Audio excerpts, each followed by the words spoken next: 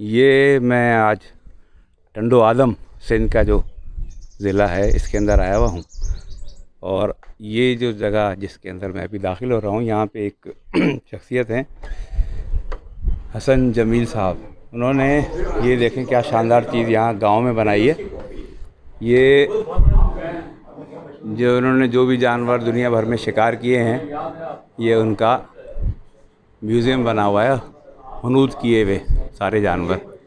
कमाल, यानी आप देखें कितना बड़ा कलेक्शन है। अब ये परिंदों का कलेक्शन है, ये मोर है और इस तरीके से तोते हैं इसके अंदर, और कुछ जानवर है परिंदे ऐसे भी हैं कि जो शायद समझ में ना आए क्या है। अब ये देखें, ये शेरों की दीवार है, ये भी शेर की खाल है। ये देखें चील लटकी हुई है, और ये वो असला है जो इस्तेमाल हुआ है इन जानवरों को शिकार करने में। ये तो हरन लग रहा है, ये देखिए ये भी शेर है, लेकिन इसकी खाल बेचारे की उलट के गिर पड़ी है नीचे। करेंगे सीधा इसको, ये नीचे ये देखो, ये उकाब बैठा हुआ है, ये भी उकाब है, ये हरन है। ये देखें हरन, ये खाने को आ रहा है। और ये भी इस तरीके से, ये कोई खास किस्म की,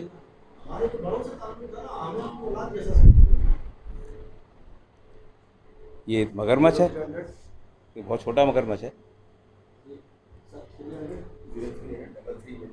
ये हरनों और बारहसिंगों की दीवार है। ये भेड़िया है या गीदड़ है? ये बगाड़ है। अच्छा, भेड़िया है, सही सही। अच्छा, ये कौन सा परिंदा है? ये बाज है, शिकार वाला। अच्छा, शिकारी उकाब, बाज। ये भी देखें शेर की खाल है। ये बर्मा का है। ये बर्मा का है? जी हाँ। बर्मा का में शिकार किया हुआ शेर। अच्छा, ये काला शेर देखें, ये अफ़गानिस्तान का है।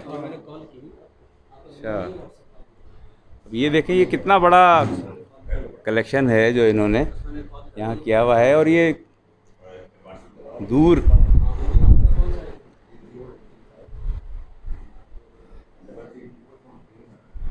अच्छा, ये साथ में ये ड्राइंग रूम है।